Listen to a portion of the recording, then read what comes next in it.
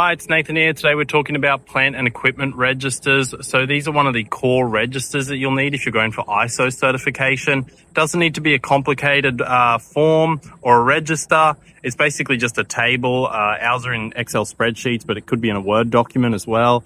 I think we've got ours down to about 3 or 4 columns. So it doesn't need to be an overly complicated document. It just basically needs to track any item or piece of equipment or plant that is vital to either safety, quality, or environment, and then you need the inspection or maintenance regime for it. So, I mean, a basic one, if companies don't have any plan at all, they'll typically at least have like a company vehicle, so you can put the servicing date in there for that vehicle. Other things are like plant and equipment, like if you've got earth moving plant, then the service dates for that.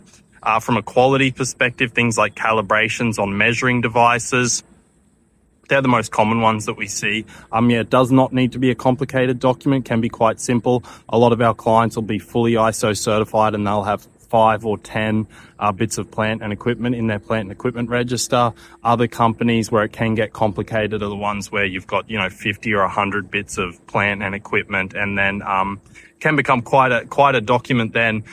In saying that, a lot of larger companies, if they've got tons of equipment, they'll have like fleet office or fleet maintenance software or asset maintenance software that tracks all that for them. And in that case, you just have that app or that program replaces the plant and equipment register. So yeah, I hope that helps.